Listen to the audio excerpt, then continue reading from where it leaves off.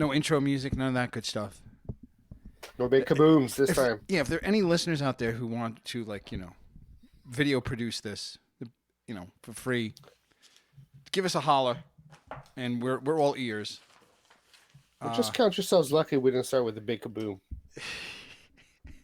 What's the big kaboom? What do you mean? I'm missing something. We don't reveal our plans Ah. till the kaboom is upon us. Okay, wait. All right. It wouldn't be a podcast or a stream unless I was futzing something. So I have to futz with this 1 second. This thing's driving me crazy. G Mark's in the chat. Who? G Mark's there? G Mark. Yeah, of course. Hey, there He's he waiting is. for us. He's waiting for us, man. Most likely waiting for us to start streaming. Thanks for sticking it out.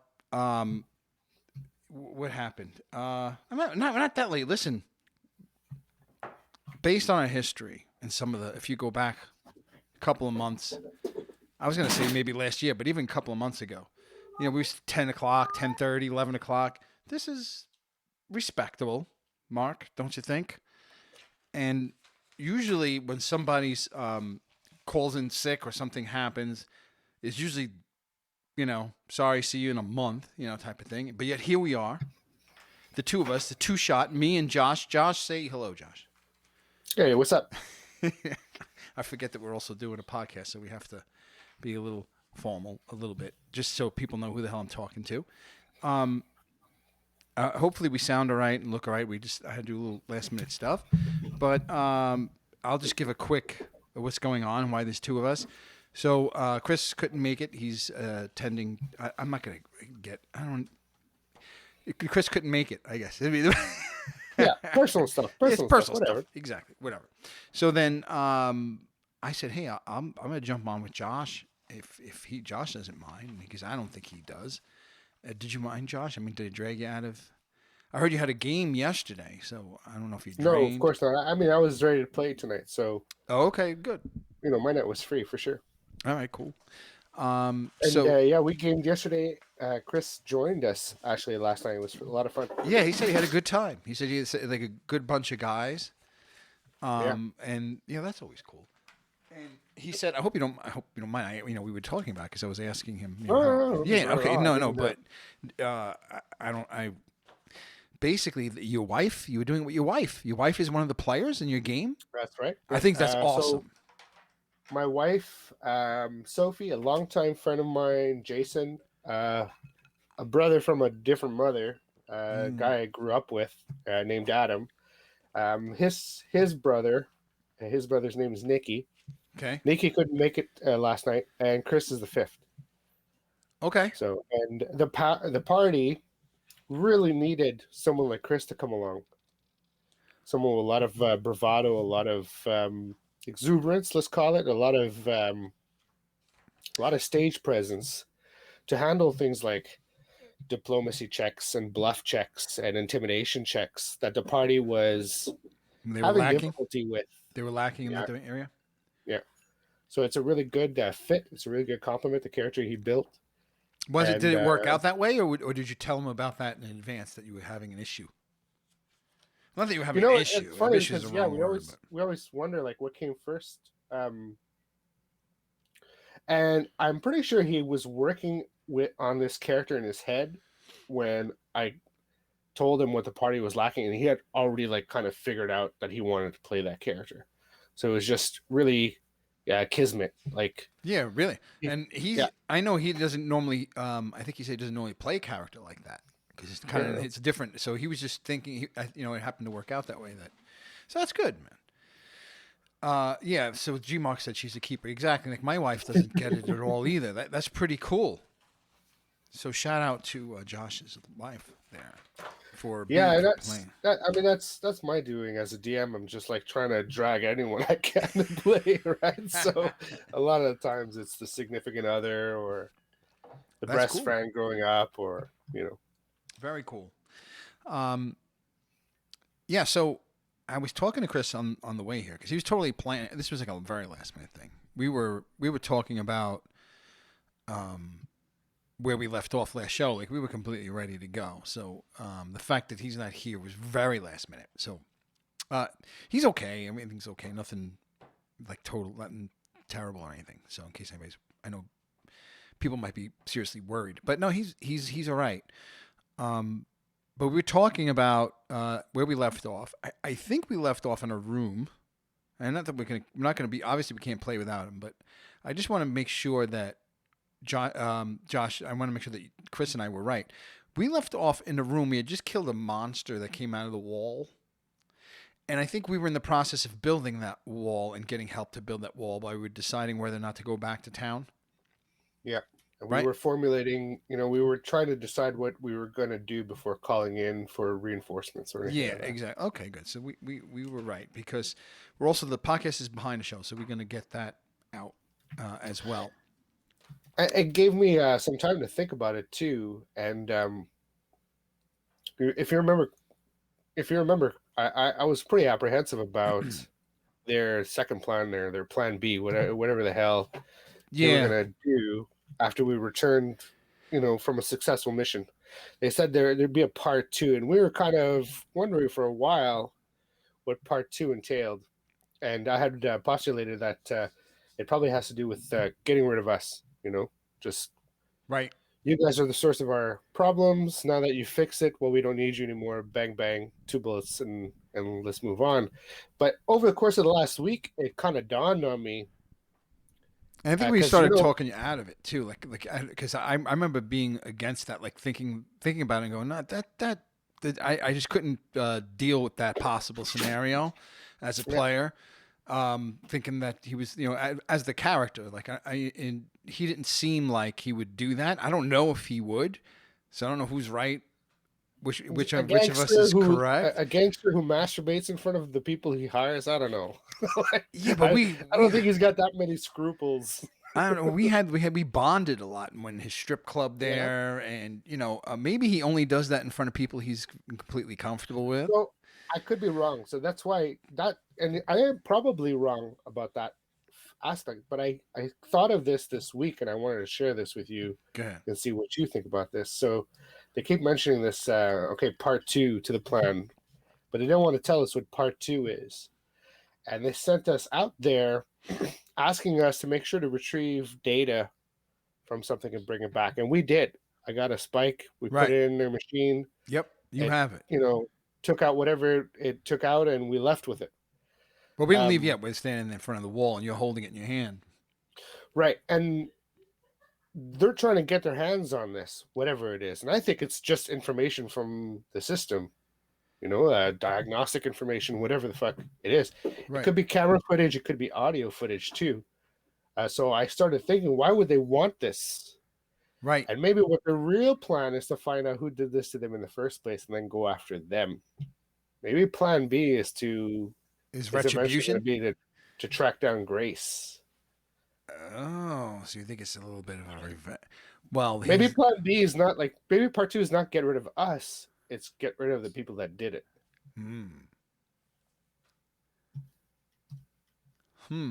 So maybe, listen, we have the river fixed, but maybe we will hold that. I don't know how much this conversation we should have, because I don't know. Maybe our GM is going to tune in later. We were down in the hole, and the guard was still up top. I mean, I remember that guard didn't help us during combat, right? So he was nowhere to be found.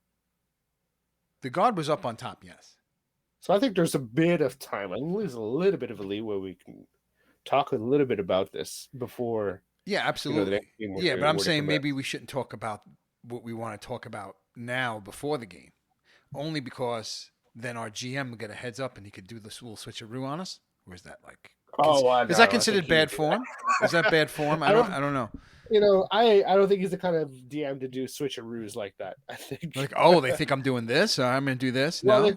If the characters are clever enough to figure things out, I would reward the players for that kind of behavior, not hinder them. I wouldn't try to. Yeah, but we're not playing right now. Change this story. Yeah, I know we're not playing right now. Is this cheating?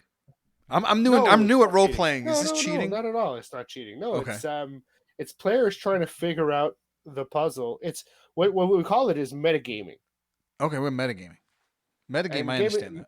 The metagaming is essentially when you start to think outside of the confines of the game. Right. And metagaming can be problematic, but it can also be beneficial.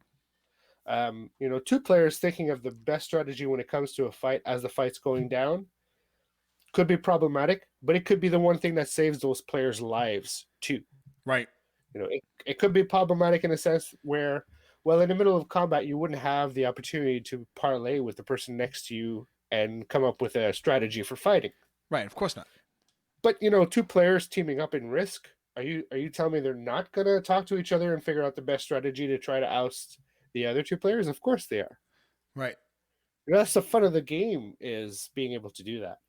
Okay. So what we're doing is, I think it's just part of that. We're just two players trying to figure out the situation, and we're kind of locked in stasis here. It's not like we can do anything with this information, but we can certainly, run that mental experiment and try to figure out what's going on. Okay. I think that's part. All right. So I didn't know that this is legal stuff. So sorry, I had Yeah, a like notification pop up because like now I'm Mark. I'm reading what Mark says here. Yeah, and he agrees it's metagaming, but going back to the grace thing, which is interesting. If this is allowed, to, apparently this discussion is allowed.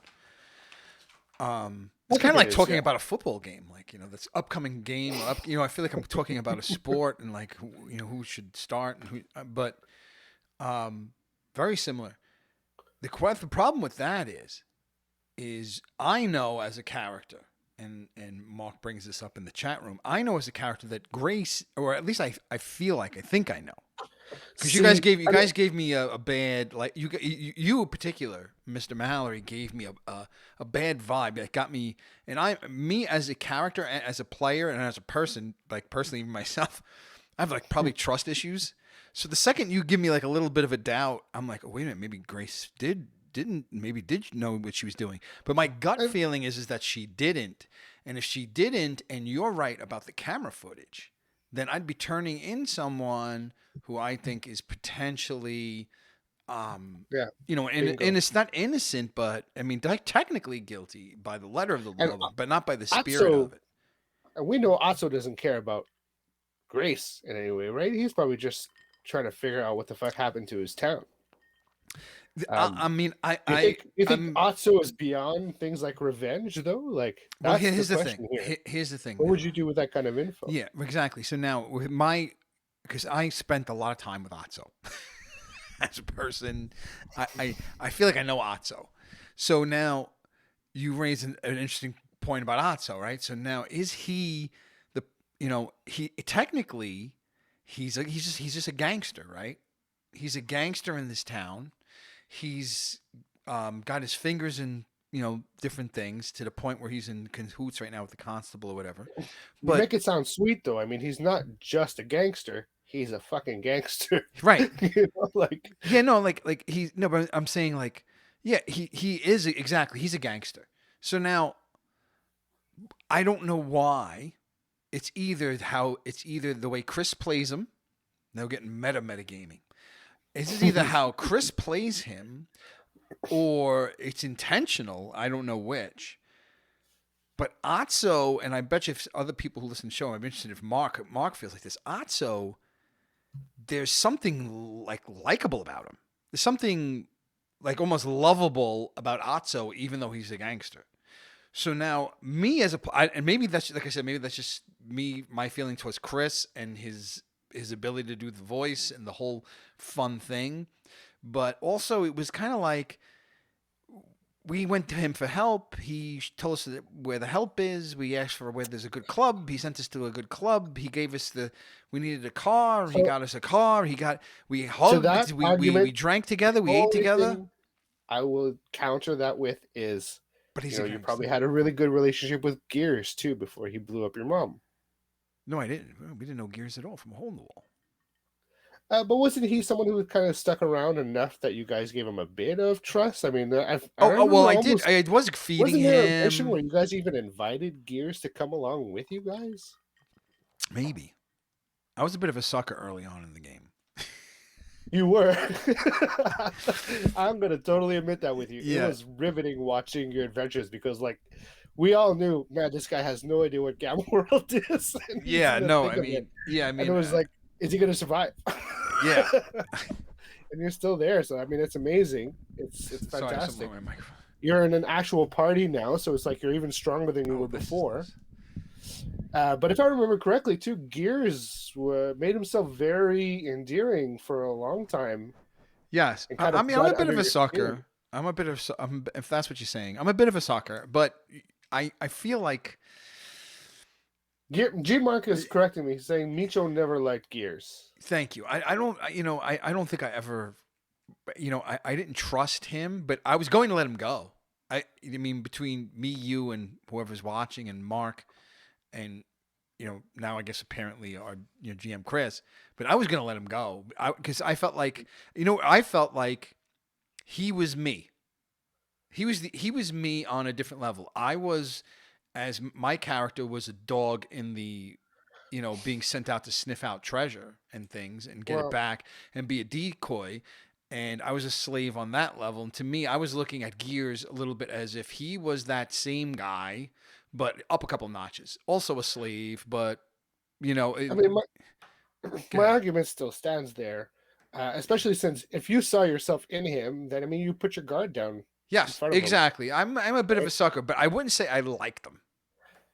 I would Yeah, say and that I'm probably not going to say that either there, but I mean, you still put your guard down around him, and that was enough, right? That was enough for him yeah, to yeah. Well, get I didn't screwed even know for. things like that existed in Gamma World. Like things I'm like just I didn't worried even that think also might they be another existed. situation where we're Yes, going to end up, yeah, getting in totally. good with him, only to find out that he's got no interest Well, yeah, in our survival. exactly, and that's what I'm saying. Like I feel like that's why I say he's actually. I have to keep reminding myself he's a gangster. So I don't know which one it is. I have no idea. Do we have any clues about that other than the fact that he's a gangster and that would something a gangster would do? We've got that one guy in his crew that really doesn't like you. Right, but he didn't send him with us. No, and yeah, he seems to be like trying to actively keep us apart. He believed my story right away. Did he? Like, Pretty quickly. I remember He him trusted me responding, pretty yeah, quickly. that sounds like a pretty good story. I remember him responding in the affirmative, but did Otso the character believe it? I don't know. See, I don't think we'll ever know until it's too late. That's what I'm worried about. I think we need to be careful about these people before they decide to deal with us. If they do or not. If they don't, then all right. I'm just paranoid, but that's what Gamma World does to me. Is it makes me paranoid. Yeah, well, it's a paranoid place. It's filled with paranoia. Yeah. Um, yeah, I don't know. You got me wondering. Pink Pink Mohawk guy hates Micho. Micho snitched on him and got him thrown in the stocks. Little Yes, I did G snitch on Mark's him. our record keeper. But no, but this was, but I was again. I wasn't like looking to like get into fights everywhere I was going. I was trying to be somewhat above my previous captors, and I think I was influenced by the kindness and selflessness of the guy, which I can't remember his name. Anyone remember his name? G Mark. What the hell is Which one? Gears? his name? No, my mentor. Oh, your mentor. That was a long time ago. G Mark, do you remember that name? Oh Jesus. Micho's mentor. That would be That's the name I don't even remember. holy cow. How did I forget his name? Griggs. Griggs. Griggs. How do I forget Griggs? How did I forget Griggs? Anyway, Griggs, yes. Him, like kind of like giving himself himself, of himself for me, and I don't know, like I feel like as I feel like a character that is really split between wanting to burn the world down for what they've done to him and his family and his people, and to while looking up to the one person who made this ultimate sacrifice for me, like kind of, so like this person was good, showing me that these not everyone is a piece of shit in Gamma World, like total, and he's kind of the only one, right? and to the point where he risked his life to the point where he died for it. But and I think that makes sense to me as a player, and maybe that's why I feel like that way as a player. Like sometimes I want to burn the world down, and sometimes I want to show mercy to someone that maybe is possibly like I see myself in a Gears, for instance, and or I try and look at maybe Atso could be a reasonable person. But at the Yeah. same time, then you have these moments where I bash Gears' heads. I mean, I have his head in a box now from what I did to him on the run. So like, I'm kind of almost the wrong guy to ask that question because I'm right down the middle already. You know what I mean? I'm curious to know if you know if Gears had any connections with anyone else. Well, you know, here's the thing, right? We have some time, and we've maybe plugged this river up. Maybe I have to have a talk with the head in the box, you know, but I'm not sure what to ask it. But that would be a good question. There'd be lots of good questions. I think that if I really sat down and thought You about already it. asked. You already asked him who put him up to blowing up the vehicle, right? Right, and nobody. That was yeah. So why did he do it? What was his motivation for that? Well, he figured I was going to kill him. He figured he was that was his escape plan, right? Like he was So just, but he was on the same mission as you guys. So when that happened, no, he was he was our prisoner. He was oh, tied. he was a prisoner. Yeah, he Okay. was a prisoner the whole time. So Oh, he was a prisoner the whole time. Yeah. Okay. yeah, yeah, I kind of forget how yeah, that adventure yeah. played out. Um, Hope kidnapped him. Hope and Grace, and Hope had him hanging from the warehouse. Where Oh, remember right, when right, we right, got him, he right. was in chains, and that's where we got him. And then actually, who tortured him? I'm That not was good with probably names. Blue. Wait a minute. We got long shot in the chat room. Hey, Longshot, what's up? Um, He's so telling we us to be wary of Griggs carrying Greeks. let's see. Not Owen Gloom. No, right? No. Bundy's no. Bundy's is in the hospital still. Frank Marsh. Bling. Bling. Bling. Bling is the one who kind of roughed him up and got the Yeah. information out of him. Okay. And then we took him, and then that was his escape plan. But then I asked him if he knew anything about Grace and the Arrowhead people, and he had no idea. So it was a kind of a waste of time. So, um, but now I mean, is there something else I should ask him? Should I ask him stuff about Atso? I didn't ask him anything about Atso. Maybe I should ask him some Atso questions. We could. I mean, it doesn't hurt to ask him, right? I mean, we have. I'm not I'm not inferring that there's a connection there, but I was just curious to know if we knew if there was any other connections between Griggs and not Griggs, but Gears and people he might have known or operated with or worked with or anything No, like like Gears came out of the clear blue sky. Hope was the only. I asked Grace if. Well, no, Bling said that Gears recommended Gears might be the guy that. that we need, and then I asked Grace for help. I think, and then Grace used Hope. Grace and Hope brought him to us. So again, Grace helped us as well. So I don't know, man. When you say Grace and Hope brought Gears to you, in what manner? Wait, say again. Like as a prisoner? Say again. If In what manner did Grace and Hope bring Gears to you? Like as a prisoner or yeah, as a prisoner. as a Like prisoner? yeah, What were yeah. they doing with him? Or getting him from me. Okay. Yeah, like I requested him, and then they knew where he was, and then they brought him to me. Oh wow. Okay. Yeah, and then So yeah, I asked the him whole about them, and he said he was just kidnapped that night. He had never seen them before in his life. So, yeah. I think it was good to ask him about them, given how he came to me, but there was nothing there. So the question I think it remains what his I guess what Plan B is, and is he the type that is just going to want us to? Is Plan B killing us, or is Plan B? I thought Plan B was going to be like some form of attempted slavery on it, like get us to start cleaning. I think give us a shovel and have us start digging or something. Yeah, I mean, it could be that too. You know, it could be all of that together. Yeah. The fact that he doesn't want to share the plan with us is suspect to begin with, right? It's not putting us Well, at ease as but guns for hire. he did say it depends on whether or not it depended on what you're bringing back. That like he hinted towards the reason that there was no plan yet is because he was missing some information and he asked you to get some extra information. He didn't outright say that, but I think he made several hints towards that. So, Mm. which would lend weight to what you said, which is to look for camera footage and see. Yeah. But the thing is that that place had no power. When we No, but got I mean, those it was robots came power. out like It was after. power for Otso. Otso had power there, right? Because there's commerce going through that place. Oh no, I'm talking about electricity in Super Funland to run a camera. Okay, yeah. No, to run the camera. Yeah, okay. I But mean, it the might still like nanotech have was still tracking working. information, maybe. Yeah, maybe something like that. Okay, but it's a possibility. I really don't know. I'm not sure how that's going to play out. I really don't know.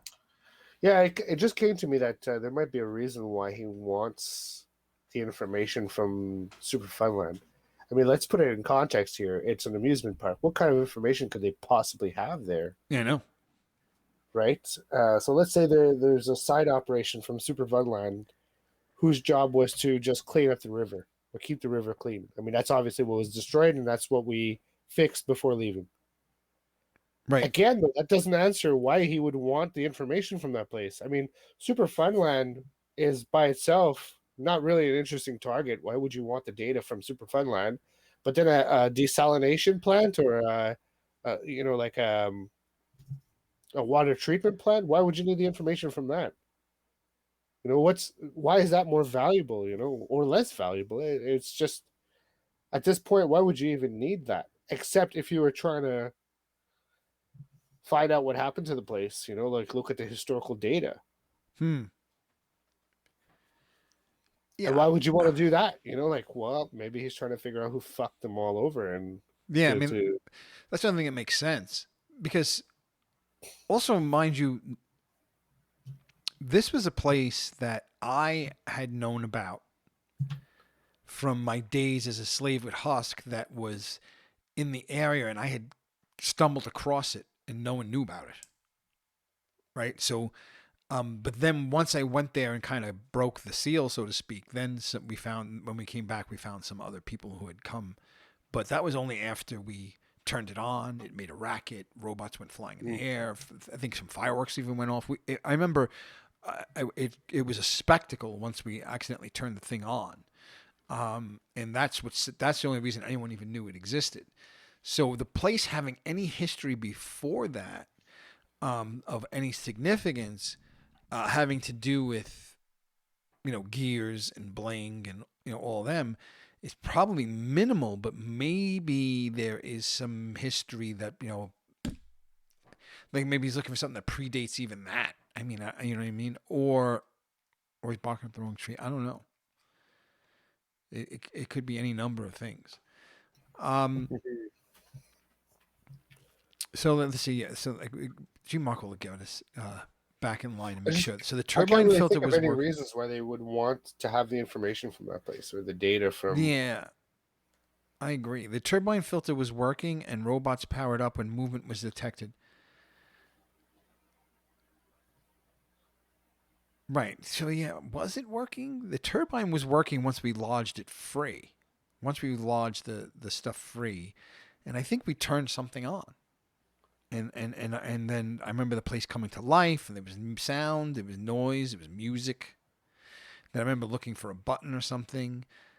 Um, but yeah, whether robots did the robots just detect movement? Were the robots powered up before or after? That's a good question. We almost have to go back. We almost have to go back to to the videotape to see what that is.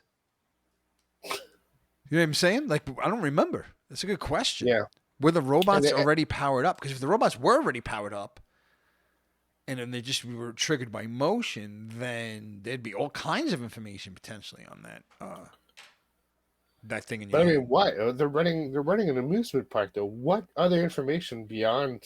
robots at an amusement park could it possibly provide anyone? So that's why I don't get. I don't get why any of this information would be valuable outside of a surveillance reason Right. To find out who did it. to find out who did it, or to find out maybe how long the place has been operational. If that's what he's really interested in. Let's say it's not about Grace. Let's say he's really interested in the place itself. Then, I mean, why would the information be valuable? Maybe it's connected to other places. Yeah, I mean, there's a possibility of it being connected to other places. And he wants to know what those places are. Yeah, maybe there's super fun lands all across He wants to open a franchise.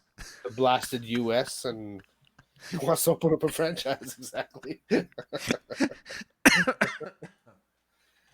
G-Mark says Otso is interested in tech, so maybe he has a boss that has interest as well. It's interesting. I really don't. I'm really not sure. You had found at one point a hologram or video that was a commercial for Funland.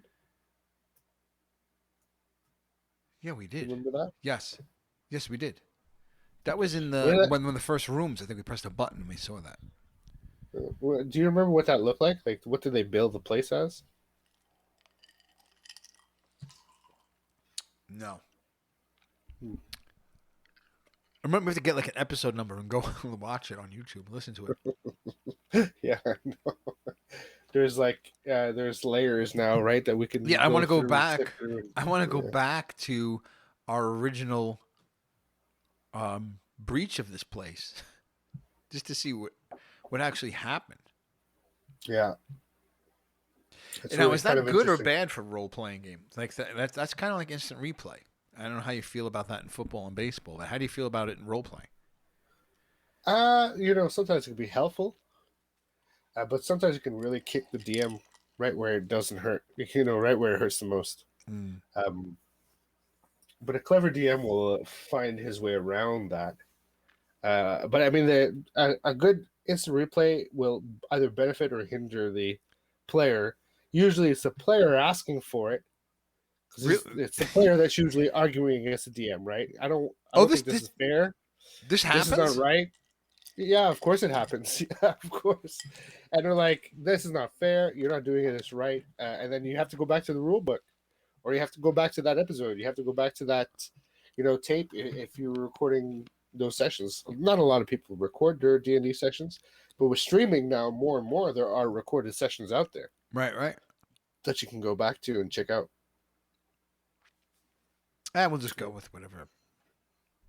Yeah, it's funny. My players the last couple of weeks were arguing with me about a free action. And this is something that my DMs had not allowed me to do when I was younger, back in the day, when we were playing the same system, 3.5, D&D 3.5.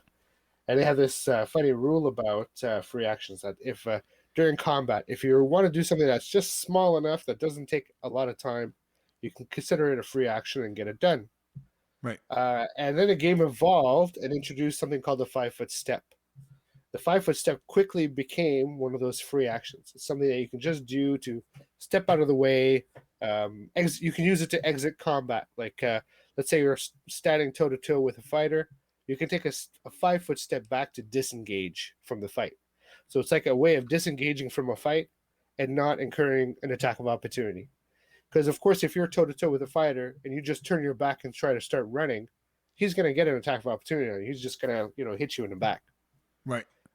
So the 5-foot step kind of allows you to disengage. It allows players to do different things, and it's pretty useful. But I had my players come up and start saying they wanted to do their full movement during a turn and an additional 5-foot step as their free action. And I'd be like, wait, you can't do that.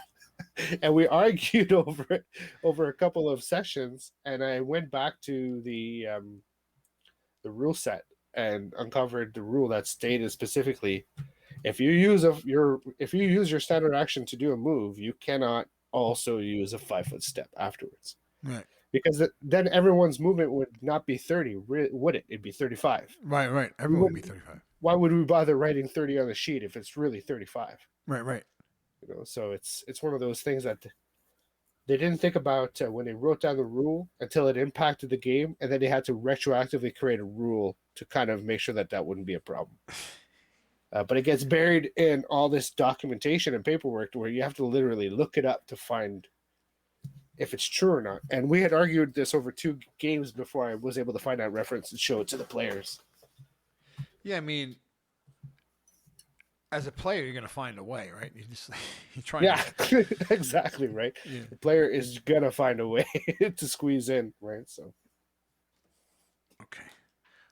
yeah, the long shot's got it right. Free action is basically supposed to be very simple. Drop bag, pick up a bag, draw something. It's supposed to be something like that you already have close to your person too. You can't like whip out your backpack and start rifling through it and expect that to be a free action. It's got to be something like a grenade on your chest or something you can just yank off. Yeah, It's supposed to be a really quick activity. I hate when I forget to do like my free action, like I'll be fighting with the pistol, let's say, and then I'll just take a shot and then just wait. But in my free action, like if maybe something else is also coming towards me, my free action I have to draw my vibroblade, so now I have my vibroblade here, my charged pistol here, so that at least I could put my charged pistol away. But if somebody does come near me, I could do something with it. But I always forget like that if you listen to all my sessions, I never do like a free move or extra. I don't do anything. I just do I roll, I miss, I go, and that's it. That's good. It's good for you to remember that there's 3 things that you should be able to do during any given round that you have. When he says, okay, it's your turn, what do you do?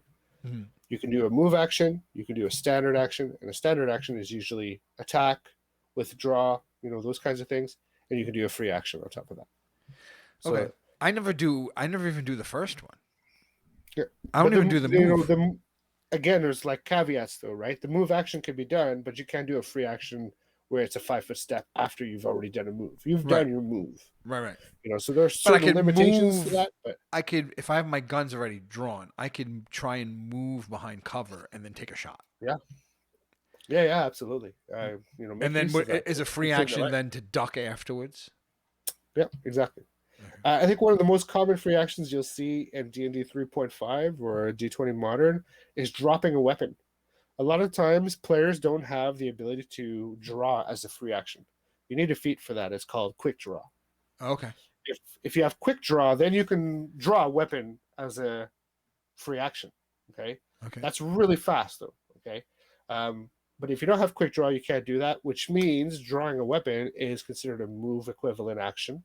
Okay. So you'd end up doing it on your next turn. You'd draw your weapon and fire. You'd use your draw as your move equivalent, and then you'd fire as your standard action. Right. So here's where the free action comes in. The round prior to someone drawing a weapon and firing is they drop their existing weapon, and that's usually the free action. So let's say I'm going into a battle with my battle axe, and I quickly realize this is not a knife fight, this is a gunfight. Well, my free action at the end of my turn is going to be to drop my battle axe so that my hands are free, so that at the start of my next turn, I can draw my gun and fire it. Huh. That's how it's supposed to work. I got to remember that. I think Chris has been lenient about it, and I haven't been doing it either. I mean, you're a very kinetic player, too. Like, you're very physical in most of your fighting and your actions. So...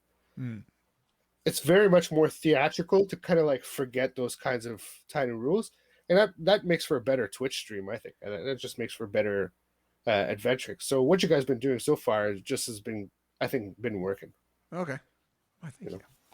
But it's good for you to remember that you should have access to those 3 kinds of actions every round. A move action, a standard action, and a free action. Yeah, because I feel like I don't do as well in combat as I should. I guess is my feeling. So like I think I don't really like I said, I'm only doing one of the 3 actions. So maybe doing a little bit more would make it a little bit easier on myself. Okay, so speaking of this, that was an interesting conversation. I didn't think we were gonna. I wasn't sure what we were gonna talk about, but one of the things I wanted to talk about was how many skill points am I supposed to have at level 5? Okay, so I'm a I can help level. answer. I'm a level 5. I think my class comes into account, right? I'm a strong So I hero, need a bit of stock human, information. level 5. You're a strong hero, level 5. Yep. And my starting occupant, and I'm an adventurer. Adventure, starting occupation. So, um, I don't think I have. And And what's your intelligence? my intelligence, I have no modifier. I'm an 11. So it's a +0. Okay. So I can help answer that. If you give me a sec, if you want to maybe look at some chats. Oh, okay. I was looking at my sheet.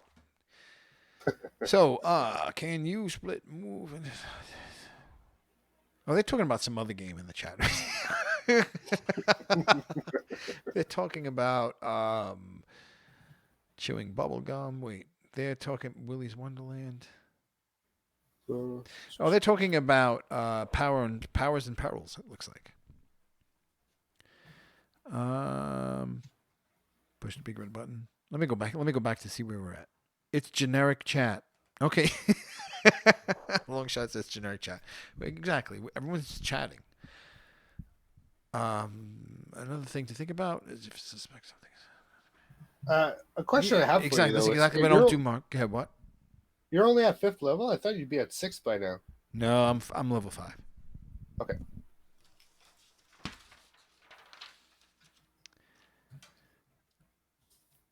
Okay, so yeah, as a strong hero, you really don't get a lot of rank points. So at first level, that's when you get your most because at first level you get ×4. So whatever your score would have been, it's ×4, and that usually gives you like the big chunk that you start with that you put to most of the basic skills that you want to be, prolific at. So my score being what? Something I But rolled? then you go up additionally every level, so No, you no, get but another. no. You said 4 times my score. What score? It'd be ×4. So like What times the skill 4? points at first level. So let me get this right. Most characters Uh-huh. have 4 plus intelligence modifier ×4 at first level. But you're playing a strong hero, and strong heroes have the shortest skill set for when it comes to skills. They start with 3 plus intelligence modifier ×4. So right off the bat, I have at first 12. level, you start with 12 points. Okay. If I was a rogue, let's say I had a skill modifier, let's say I had an intelligence modifier of +2 as a rogue. Okay, that's +4 +2. That's 6 ×4. That's immediately right there. It's 24 points. It's twice as many points as what you start with. Right. Okay. So Gotcha. that's one of the reasons why you don't have a lot of skill points is because you're a strong hero. You Okay. got So to good. chop it up to So that. maybe I'm not as far off as this is. So I start off with 12. Then what happens as I go from level to level? So you have 12 points at level 1, and then you get an additional 3 points every other level, which means it's another 12 points, right? Okay. So Second then level, that would have been 3 points, so I then think I might be 6, right. then 9, then 12. So in all, you have 24 points plus whatever you would have gotten from your adventure starting occupation, which is probably not much. Let me check that out real quick. Okay. Here it is.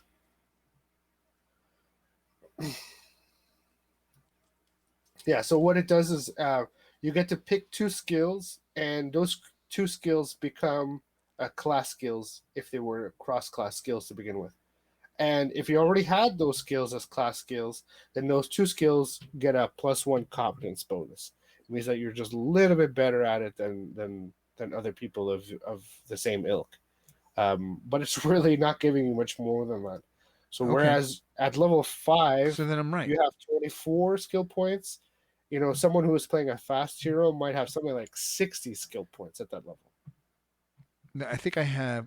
I'm counting mine. I think I have 26, but I'm wondering if I did the class thing that you're talking about on the adventure, which would have given me an extra one each. It wouldn't give you additional ranks. So the +1 competence would go into like the miscellaneous column. Of what? Yeah, the miscellaneous column would add it to my Right. total. So like exactly, you have 3 columns, right? The one column for your ability score, one column for the ranks, and one column for miscellaneous. So the adventurer would give you maybe a +1 to the miscellaneous column if it's a skill that you already had as class skill. Okay. Right. That's probably not the case. So what you're really looking at is 24 points. 24 points is probably really close to where you should be at. If you Okay. have an extra +2, it could have been because you picked something up somewhere. The DM was giving you something that, No. like sometimes I give players extra skill points for different reasons. Like if someone tells me that their character comes from a very cultured place with where writing and literature is prevalent, well, then I might give them 1 or 2 points immediately in read and write languages just because their background covers that. See, now I Uh, marked 2 as class rank that I had already. That doesn't. So if I have a 1 on jump, and then I take jump as my adventurer skill, doesn't that give me? Doesn't that turn that to 2? So what By the happens? fact of Jump me for adding you, 1. it would technically give you a 2, only because jump for you as a strong hero is a class skill.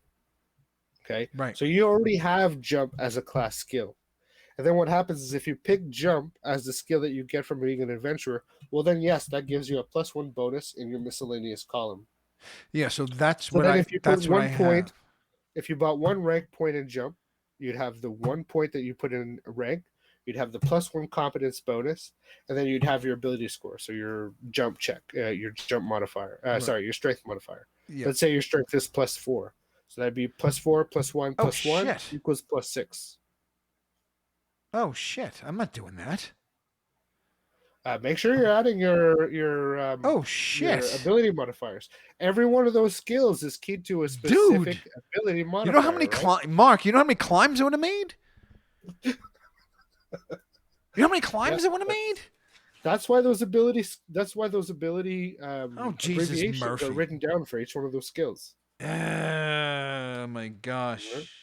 So when a skill says, your ranks is 4, and then it says wisdom, it means your roll is +4 plus your wisdom modifier. So my 26 that I have is correct. 26 is my total column. They're not my skill points.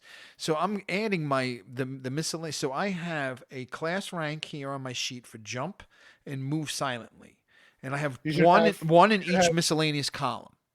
Yeah, you should have exactly. That's your extra +2. Right. So you should have 24 ranks distributed across your skills, and you should have 2+1s as Right. like miscellaneous bonuses Right, but now for here's the your thing. adventure. On those I have them I have the total as 2, but I did not on jump add my +2 strength, and on the move So silently I did not add my 1 dexterity on any yeah, of this you'll stuff. Oh my you're god. definitely gonna want to.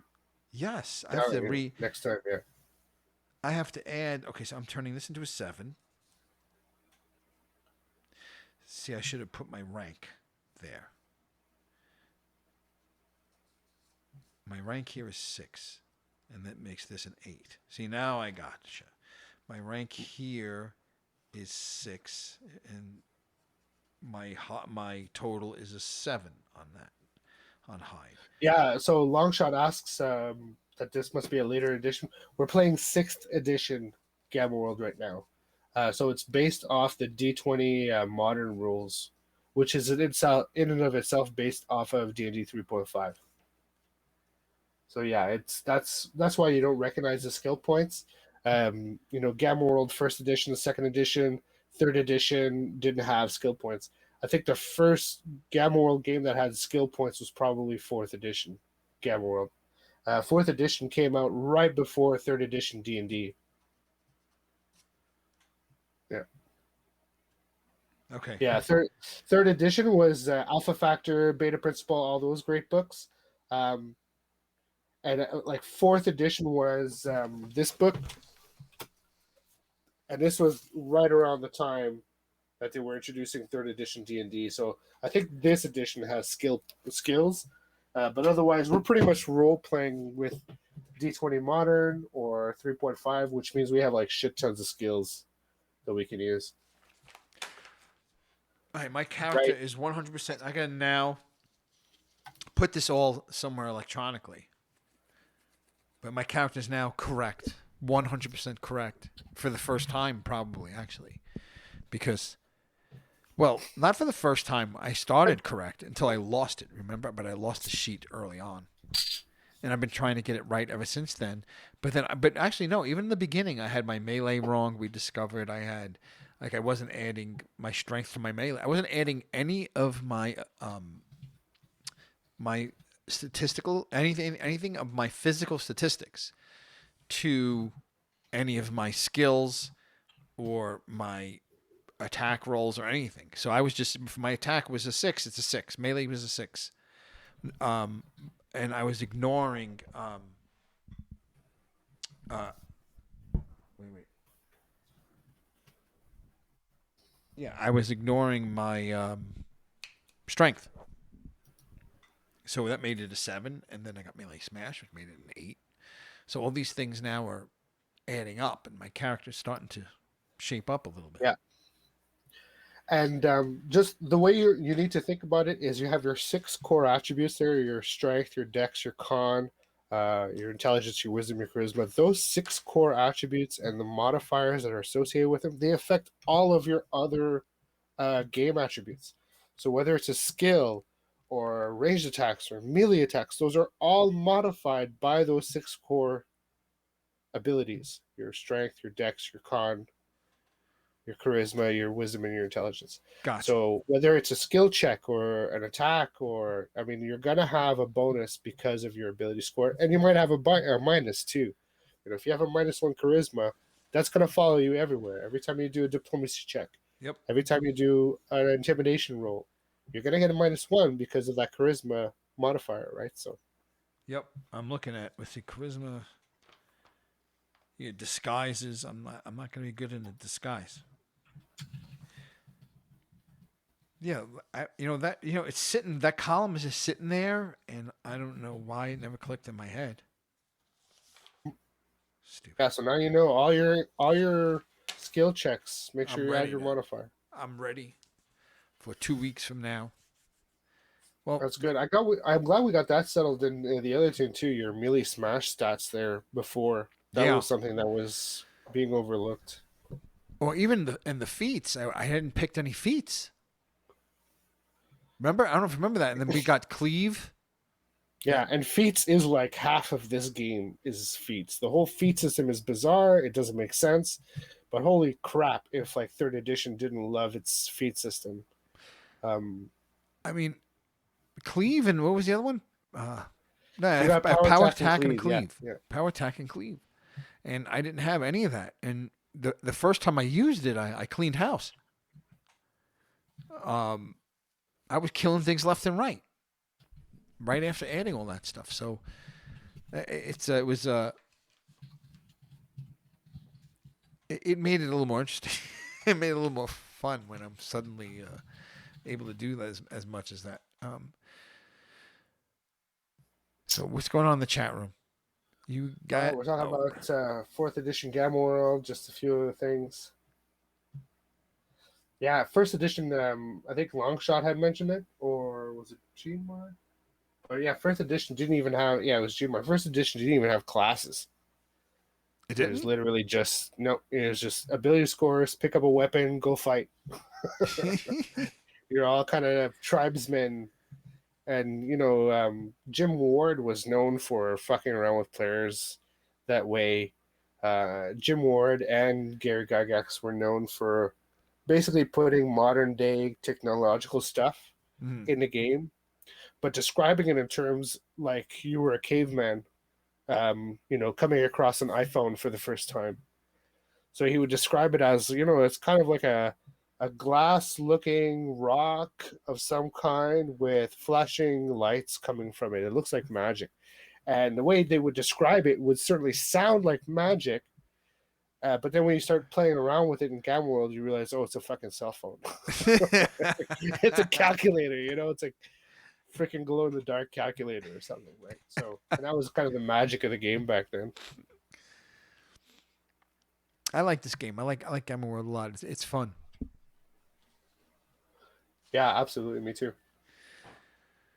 So and I've tested a few other games, all in the post-apocalyptic genre, and the reason I come back to Gamma World is because of the the background, the lore, and all of the books that have been published over the years for Gamma World.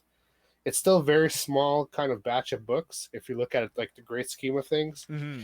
D&D probably has a huge pile of books that they've written over the years, and maybe the Gamma World pile might just look like this in Right. comparison. But when you look at every other kind of system out there that's tried to do the same kind of post-apocalyptic feel, I mean, their stuff is even smaller. It's they'll write up a core rule book, and then they'll sit on that core rule book for 15 years, and maybe they'll publish 3 or 4 additional, supplements along with it.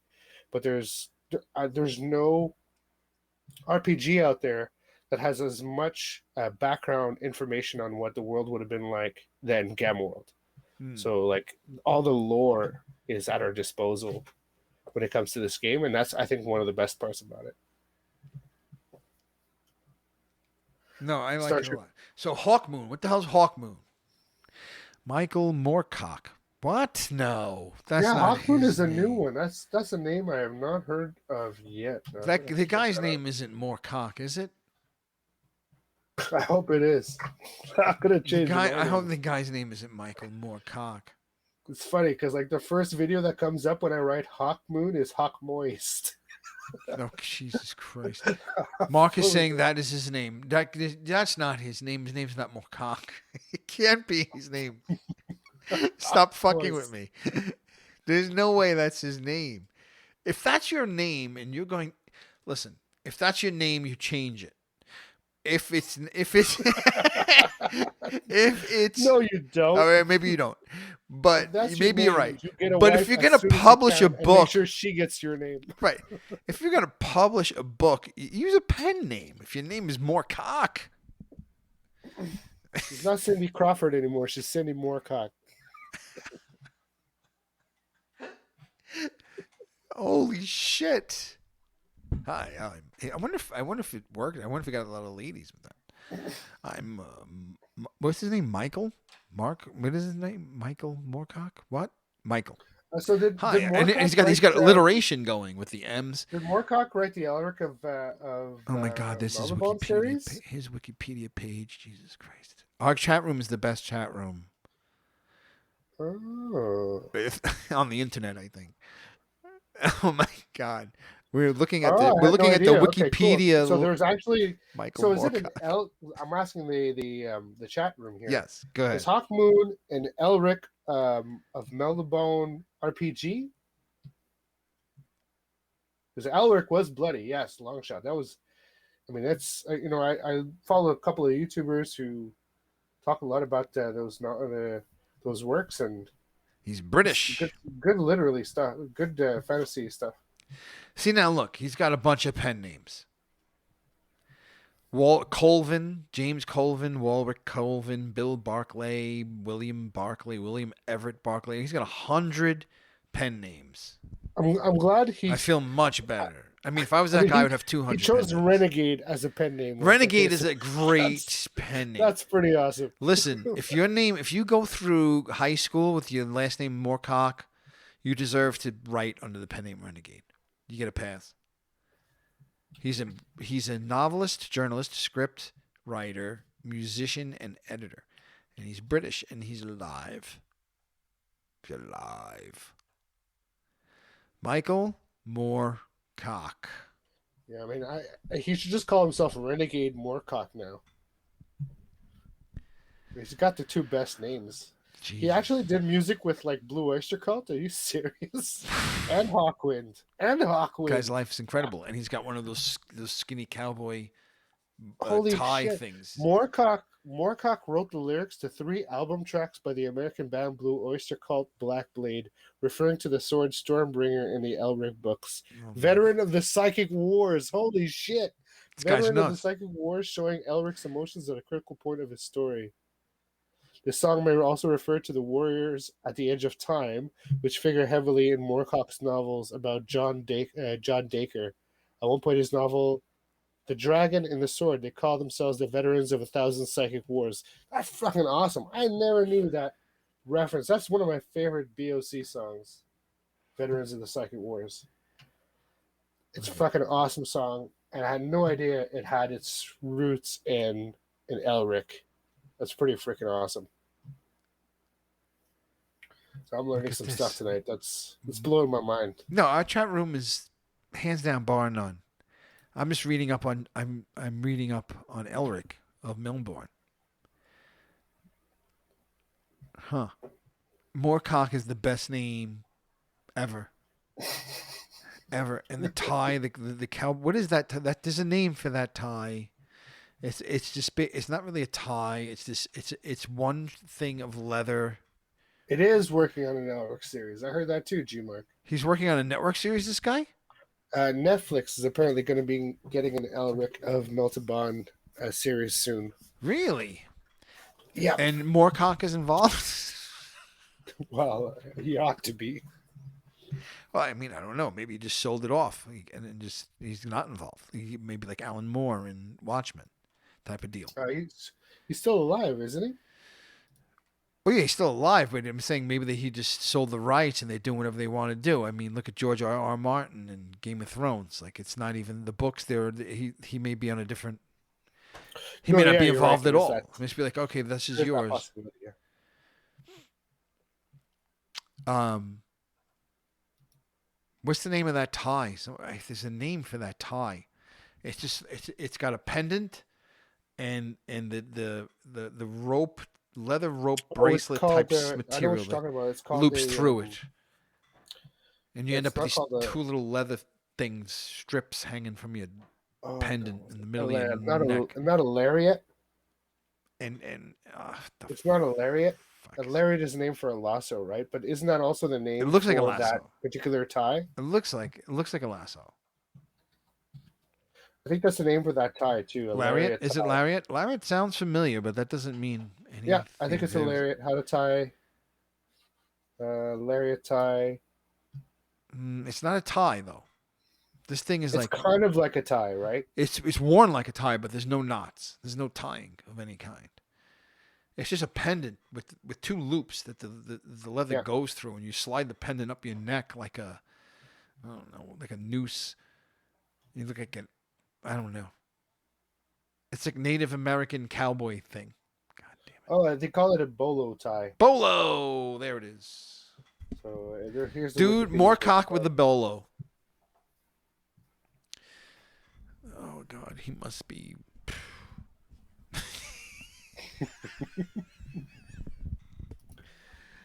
Yeah, I just realized that picture's got him wearing a bolo. Oh jeez. Sorry, everything's all screwed up here. Well, I think that was, listen, it wasn't we didn't really have a full show. We didn't have a game. But you know what? This was fun. Yeah, it's good hanging out. Yeah, for sure. It's definitely good hanging out. The whole metagaming thing's kind of fun. We got Yiddleja in the chat room too now. Who's oh who? Yiddleja. Yiddleja. What's up, little J? Talking with talking about the game and talking about what maybe we're facing and what we're not facing. It was really interesting, and I'm really glad that I was able to get this character straight finally. And yeah, that's gonna serve you down the line for sure. Yeah, my gosh, and it's about time I put my vest on.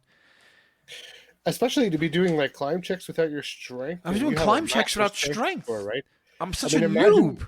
Imagine if your character had died because of a swim check.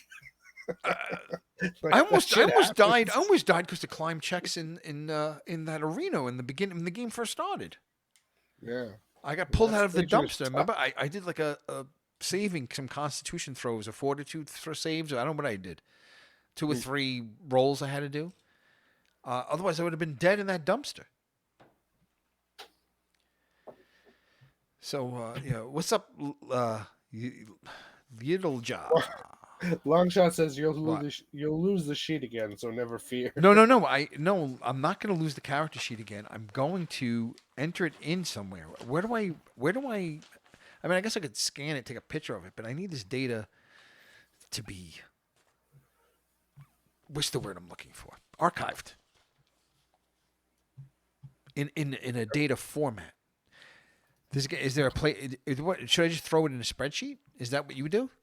What do you do to save this stuff digitally for prosperity? So you mean your character sheet? Yiddle is fine. What's up, Yiddle? Sorry, man. So I'm sorry if I do was you mean your butchering your name. character sheet? Like how do you save the character Yeah, sheet? like how do you say? Like I have all this here, and I already my kids lost the first pile. Yeah. I'm gonna Do you blame have a them. I printer at continue to home? throw them under the bus. What? Do you have a printer at home? Yes. Yeah. So one of the first things that you should do with that pile is make a photocopy and stash it somewhere. Stash it inside Right. a book, or just make one I'm looking for photocopy and like put it somewhere where you know you'll find it. you're our party's like wizard, and I'm looking for some sort of magic, and you're like, well, stick it in the copy machine, press copy. All right, I'm gonna make a copy. That makes sense. I don't know why I didn't think of that. But I use what I do is, and I'm just as much in danger of this as you are. But my character sheet is a PDF file that I just keep saving. You know, I'll make alterations to the PDF file. It's a form fillable PDF Yeah, file, what do you have a and Adobe subscription? What are you rich? I do have an Adobe You subscription. Yeah, but crazy? it's Oh well, you know I what think though? it's one I've had for a very long time though. So I think You that's one need of the it though. reasons. I mean, you from what I've seen, like in term, I mean, just in terms of, and you said you have that game going and all the stuff you're doing in Roll20. You need PDFs to be. I mean, the PDF is helpful just because I can fill it out and save it, and it's always online. But I mean, I'm just as screwed as you are because if let's say my computer crashes and I didn't make a backup, well, then there goes my character sheet, right? So Ooh. I still have to like be smart and kind of plant You should backups print it out somewhere. periodically. No, get printed out as a Yeah, hard every copy. once in a while. But Yeah. like you have to remember to do it because a lot of things in 1 year, a lot of things could change on your character sheet. And then if your computer crashes and you pull up a backup, like you'll lose all that year's worth of stuff if you don't, make Well, even periodic copies. what did it take me? How many months did it take me to get my skill points straight? Like just now. If from I mean mid 2020, probably when I lost that sheet. We'd have to go to videotape for that too. Lost the sheet, and we have to go to videotape for the. Oh, there's a character sheet. So a lot of people are mentioning Roll Oh, 20. Yeah. So you for know, go a my, little bit back in the chat and look for links for Michael Moorcock. Look him up. yeah, G Mark's character sheet there for from Mad Irishman is the one I use. So the Mad Irishman character sheet for 6th edition D&D, it's I form have this one. fillable I and have this it's one. This one you can make looks different versions of it. Yeah. completely So familiar. It matches my I book. so what I did is I took the Mad Irishman character sheet and I tweaked it Is it form and fillable? yeah. I mean, it completely matches the. It matches it completely. Wait, I'm looking at the wrong camera. Wait. It looks like this. Oh. Wow, I have no idea. There it is. It looks like that on the top of the character. So, but it's not form fillable for me because I don't have PDF. So it's. No, and And if you that's go to not a print this, it prints awfully. At least. yeah, because that's the character sheet that came with that book, right? And that's not form fillable. But if you check out the link that G Mark shared, Well, that's what I'm looking at. that one you can. I can't. That one's form fillable. I can't.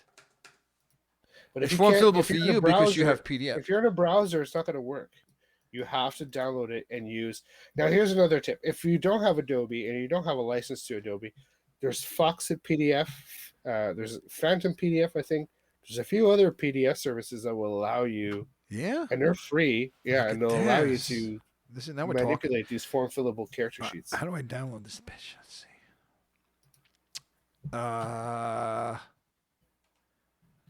New window, downloads. It opened up in Microsoft Edge for some god unknown reason. Because they hate you. I mean, holy shit! How do you download this? Where's the download? Oh, save. Save. No one. All right. Yeah, there's Colfax Power PDF now. Foxit, there's Soda PDF. There's a bunch of them now that you can probably use that are going to allow you to do the same thing that Adobe does, but they were not going to charge you money for it. let's see. I don't know why I never had. That's one of those things I went through my whole life without having, and I'm a pretty decent computer guy. I'm, I don't know. It's what I do for a living. I never had Adobe PDF ever. Yeah, I know it's just one of I don't know those like why. afterthoughts. You don't think that it's important, but when it comes to like character sheets, like that PDF viewer is actually really Yeah, useful. I mean it's probably Paramount. Let's see. So some free ones for you to consider is one called PDF Exchange Here it is. and another called Nitro PDF Reader. So if you look up Nitro PDF, you might find one that you can actually manipulate that character sheet with, Wow, all I and it won't have. cost you any money. Look at this. All I have is browsers. I don't even have Adobe Reader. I've completely skipped Adobe. I've pushed Adobe right out of my life, it looks like. I didn't realize how anti-Adobe I was until just now. I got to get some sort of Adobe. I got to get one of the things you just said and get it in my computer. Yeah, I mean, you can check out Nitro PDF. It seems to Nitro. be free, and people seem to have a lot of good reviews for it. Well, I mean, I'll just try Adobe Reader for now and see if that works on the sheet. No? Might work right there. If you have Adobe Reader, yeah, I'd stick with that. Yeah, I'm gonna try and get that and see if I Like you can won't maybe. get the same functionality as Adobe DC, like the full version that Right. lets you modify character sheets. You just need to be able to open it and fill in the form. Yeah. And Adobe Reader is good enough for that. Yeah. Okay. That's what I'm gonna do. You know, I'm gonna save a fill it in and then copy. I can save it, right? Yeah, exactly. And can I print it? Yeah, exactly. Yeah, and so that's what I do. Is I alter the character sheet on my computer, I save it, and if I need to print it out, I can. But like otherwise, it's just I make sure I have a backup copy on my external hard drive, and that's it. Well, yeah. Well, and so no, long shot. You got it right here. So I'm not gonna feel guilty about using this software for free because they're getting a like sponsorship right here. And Yeah, Yiddle, I hope you're enjoying this riveting PDF conversation. He gets here for the first time. He's a bunch of guys discussing whether or not they should have an Adobe PDF reader or the DC edition.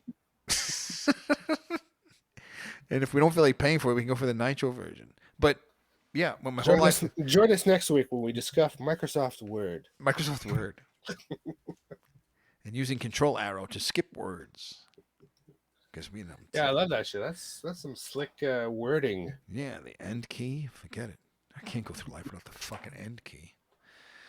So Mark's got some downloads on here. We got all sorts of things. It's not an illegal download, is it, Mark? Are we turning this into Napster for d20 I think a lot Napster? of the stuff we got from the Mad Word Irishman. Star. I know those are available on the Mad Irishman's website there. So Word Star. Word Perfect 5.1. I'm not old. the MySpace stuff. MySpace. That guy just took a ton of money and that guy left No, all the way to the back. Your last link, Gmark, didn't work.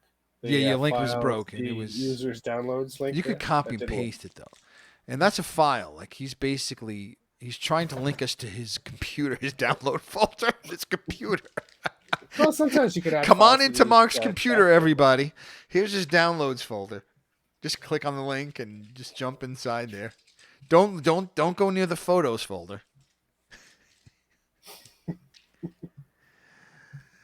Oh, Longshot used WordStar before using WordPerfect. So he's not old either. Jeez. Just think of the collective wisdom. This is why our chat room is so damn good. I mean, we have right here. There's like 200 years of wisdom. We have the next great games company in this room. Oh my goodness. All right. Well, look. This was fun. I'm glad we got something out. I'm glad Yiddle stopped by. Especially Yiddle.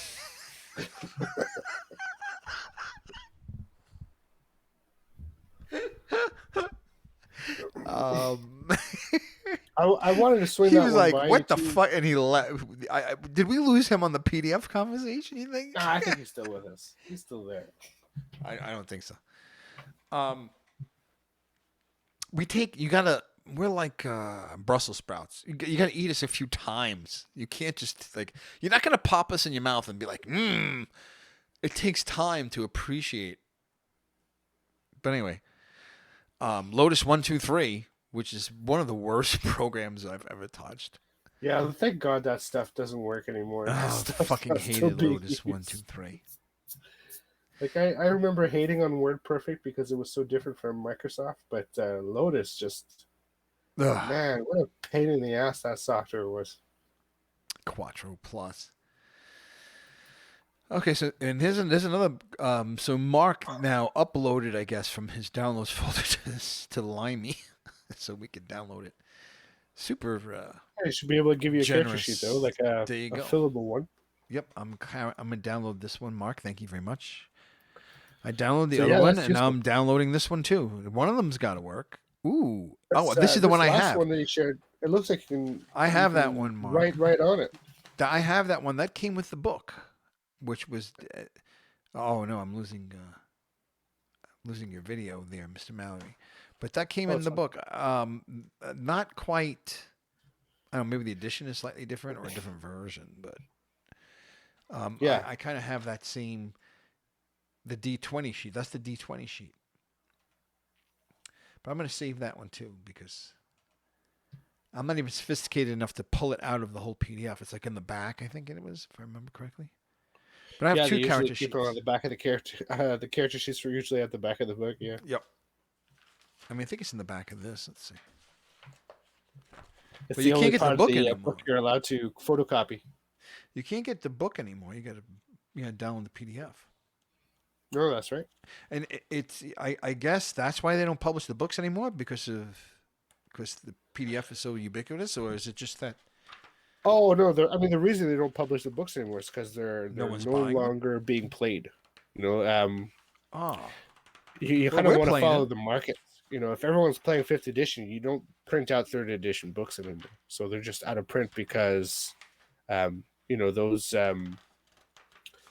lines they ran their course, and you know now the companies have moved on to other projects.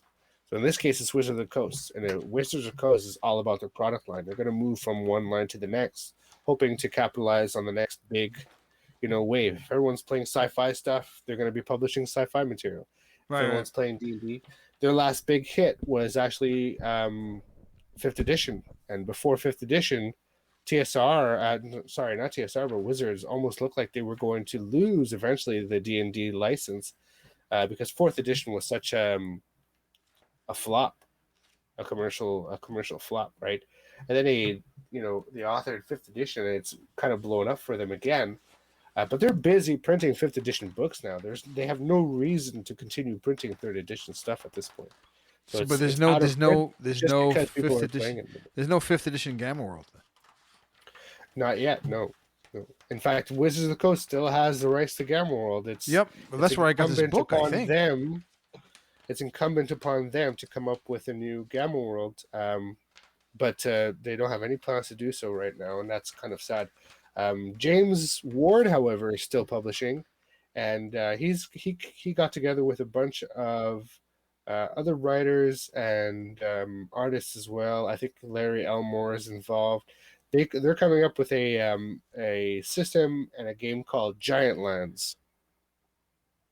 So Giant Lands is kind of like this spiritual successor to Gamma World, written by James Ward in part, and James Ward is the person who created Gamma World, right? So it's very much Mm. kind of the successor to Gamma World.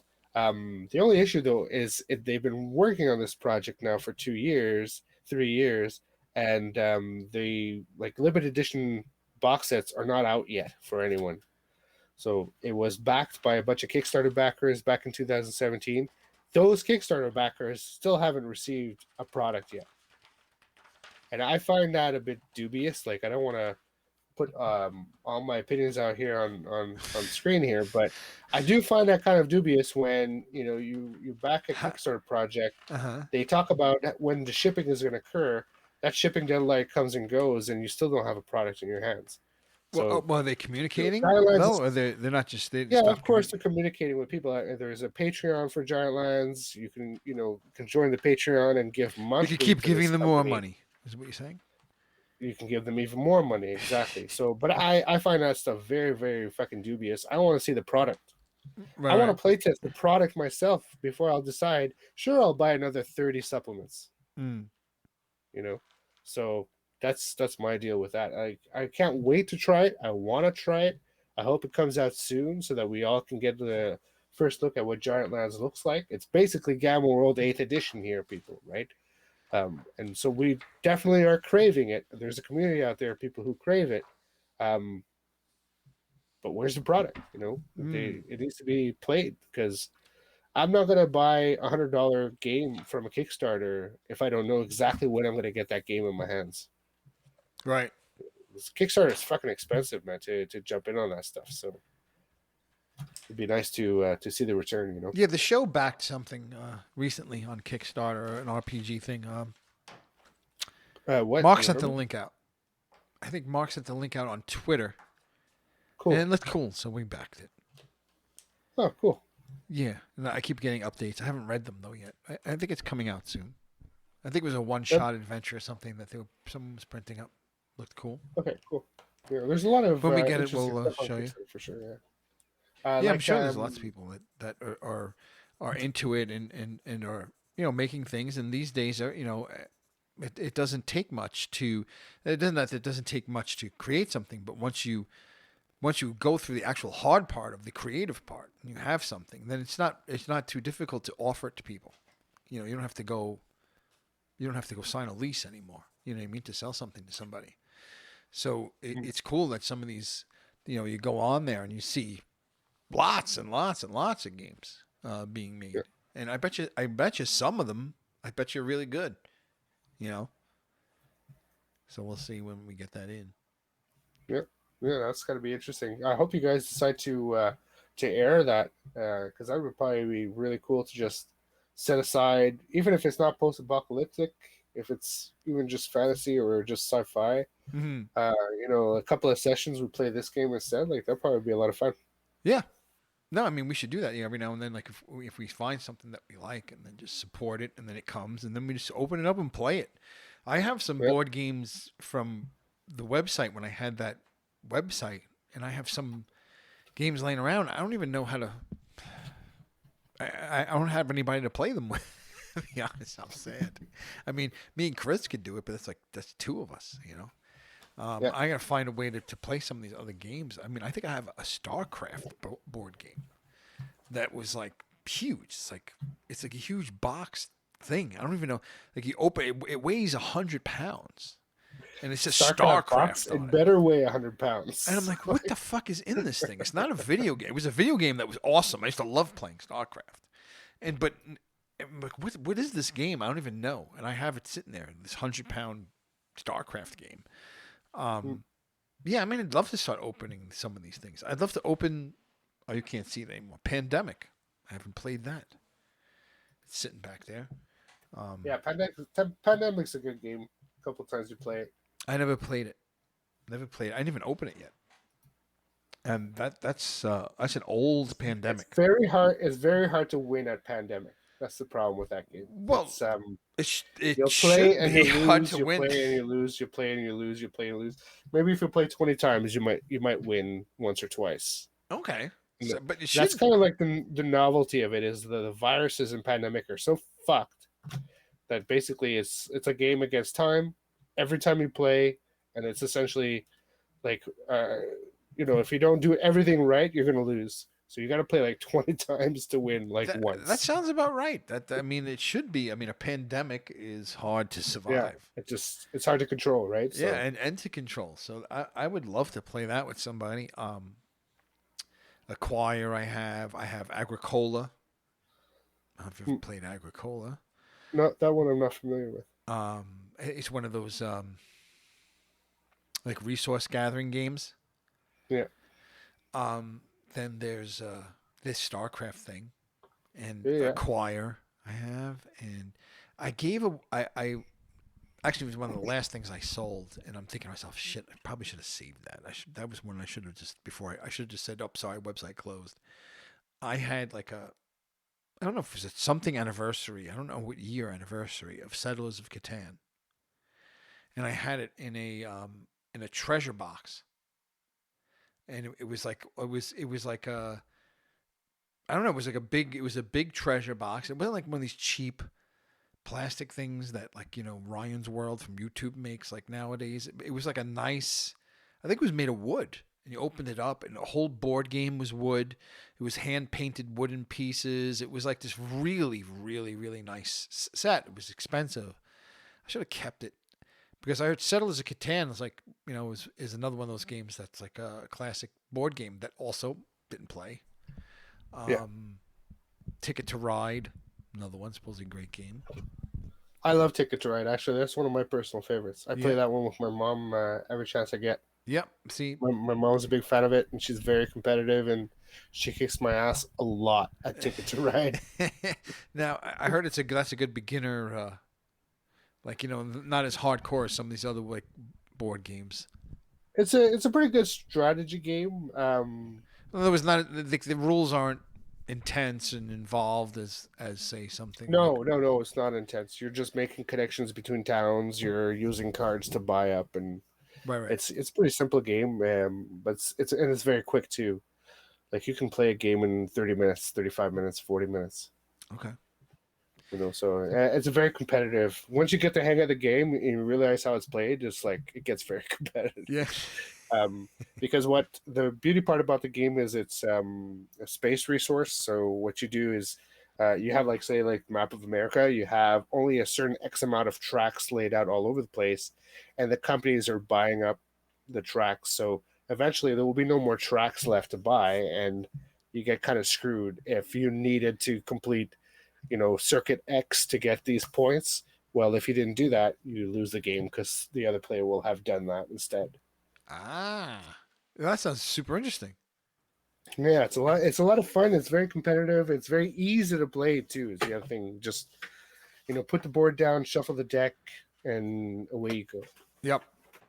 Yeah, that's what I mean in terms of a beginner. It's good to have a game that you could jump into. Uh, Best board game at a con at midnight was Borderlands. Now, Borderlands is a video game, I thought. Yeah, I'm not familiar with the Borderlands board game either. And I didn't know there was a Catan Junior that you could play with younger players.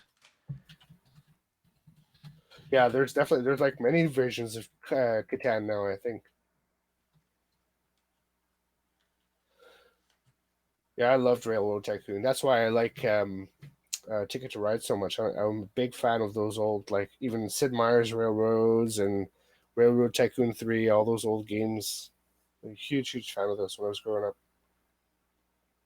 Okay, so Borderlands is completely different, or more of a Risk Civilization style game. Okay. Um, I like games like that, like Risk Civilization. I didn't play Civilization. Yeah, I played Risk, but not as much as I wanted to. So Borderlands. Okay.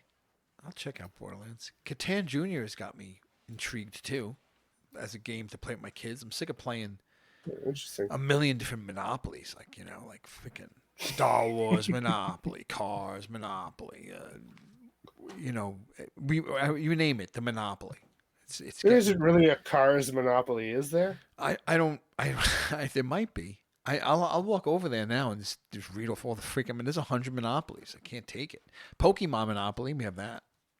Oh, by the way, have you ever played Pokemon? So the video game or the card No, game the or card game, the the original card Pokemon. game? No. I used to play Magic the Gathering when I was younger, but Oh, that's that was probably like a more long time advanced. ago. That's more advanced than Pokemon. I freaking love playing Pokemon against my son, and it is when the first time I played it and learned the rules, we got one of those tutorial starter kits where you actually play you follow it step by step in the book, but by the time you're done with the book, you understand all the rules and you know how to play. and then you start building your own deck. And so, I mean, at that point, of course, my kids were just getting Pokemon at the time for the sake of getting Pokemon. So they were just cards. Oh, I want this. Trying to get this Pokemon. This Pokemon. I was like, oh, it's freaking Pokemon. Here you go. So we had a whole house full of Pokemon cards. And then now it's like now we know how to play the game, and now you're trying to build a deck, and now it's like I would say maybe 75% of the fun is now going through your Pokemon cards and trying to make a deck, and your son's trying to make a deck, and we're trying to like, all right, you want this card, and we're trying to figure out how to best make a deck, how much energy should go in your deck, because you have to use your energy to get, and it's like half the game is in the prep, and then I mean, a part of the game is collecting. Part of the Yeah. game is the fun of trading and making a deck, and then It's the same. what's that? It's the same thing with Magic the Gathering. In fact, I think they're both owned by Hasbro, right? Probably. I mean, they're Yeah. probably. I mean, they're probably the same idea. I imagine that this. I mean, because it's such a. It's so great the way it works. All these different levels of play before you even get the chance to play. You know, and then once you do all the prep work, if you get your deck together and you did the collecting, and now you have this cool deck, and then well, okay, Oh yeah. if I have an inkling of how your deck may be, I'll make a deck that will make your life miserable, no matter what type of deck you have. You know what I mean?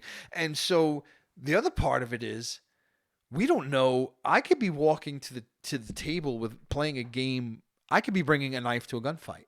You know what I mean, or vice versa. And um, you know, I could be going all in with one thing, and if you go all in with the exact thing that I don't want you to, I'm screwed. And then you could still win though. It's not like you're gonna lose, but it'll just be harder. So Yeah. I mean that's the stage I'm at. I'm sure that if you're good enough, you start to get. But really fun game, really fun game. And I guess I mean you played Magic, so it's probably more. Maybe I should try that next. But I'm still Well, trying to it's get my definitely hands wrapped Magic the around Gathering Pokemon.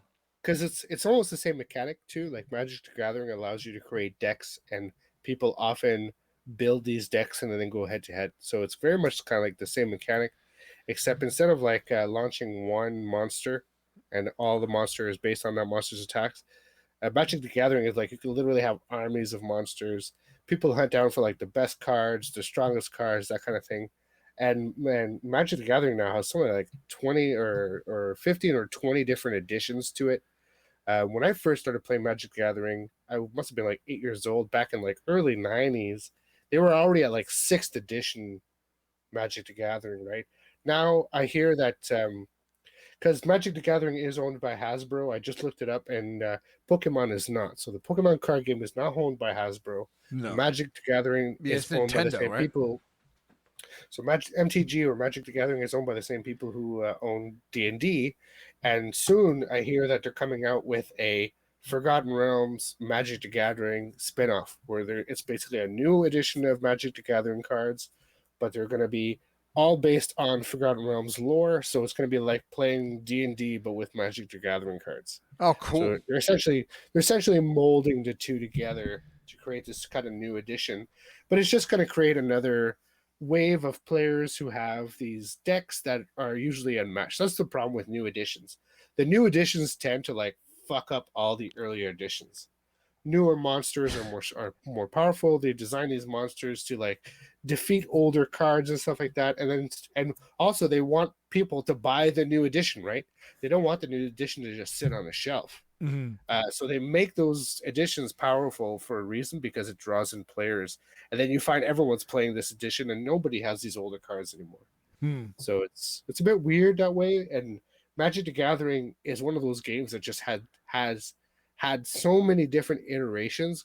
I don't know where you would want to start. Like there's different names now for the editions. Like Pokemon's a lot the same way though. Like Oh Pokemon yeah, had good. There's different 100 names. color Yeah, systems, yeah, and yeah. yeah, exactly. So Yeah. uh, So but they sell there's like then starter we can decks always too, play where you Garbage start with Pails Monopoly because Mark has the box. Mark has okay. Garbage Pails Monopoly. Garbage Pail You Kids mean garbage Monopoly. garbage patch kids Garbage Monopoly? Pail Kids. Garbage Pail Kids, Garbage which was pail. a play on the Cabbage Patch Kids. Did you have Yeah, those those like cards? those old Did you have those cards? those old bubble cards, eh? Yep, I had those. Yeah, I had those too. Oh, yeah, yeah, What were those called again? I don't know what the company was, but they had a bunch of different funny ones too, like hard candy would break your teeth, and No more chainmail bikinis in Magic the Gathering. Cancel culture. what? No more chainmail bikinis. Tops Card Company. Yeah, that's it. Okay, there you go, Tops. I was a Don Russ guy with my baseball cards. What's the big trading card company out in Canada?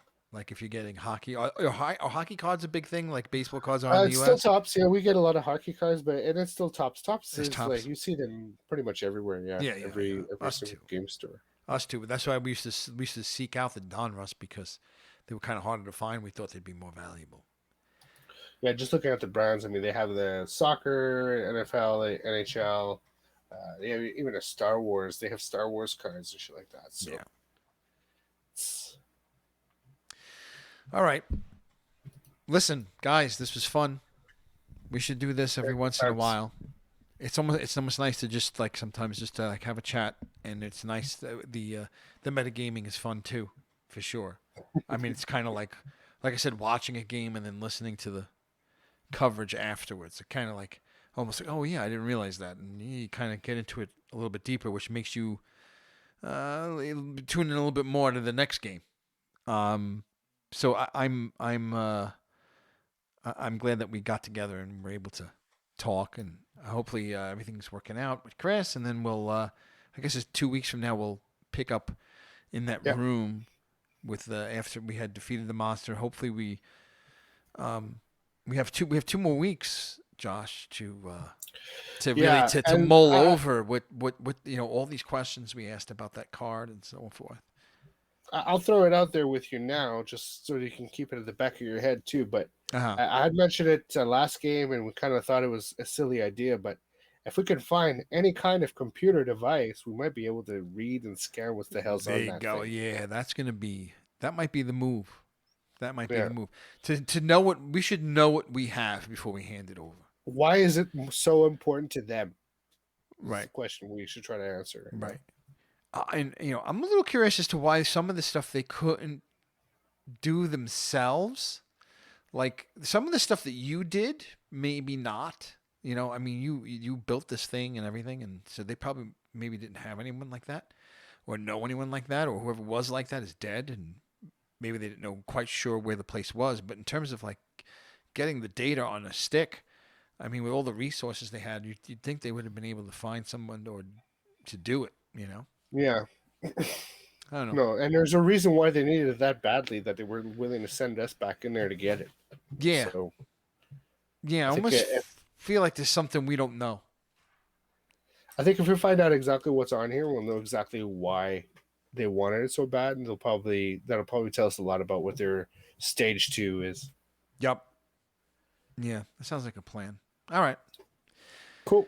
All right. Lots of fun hanging out with you guys. G Mark, Long Shot, Josh, Yiddle, and whoever any of the lurkers that happen to be around or had swung by. Thanks for stopping by.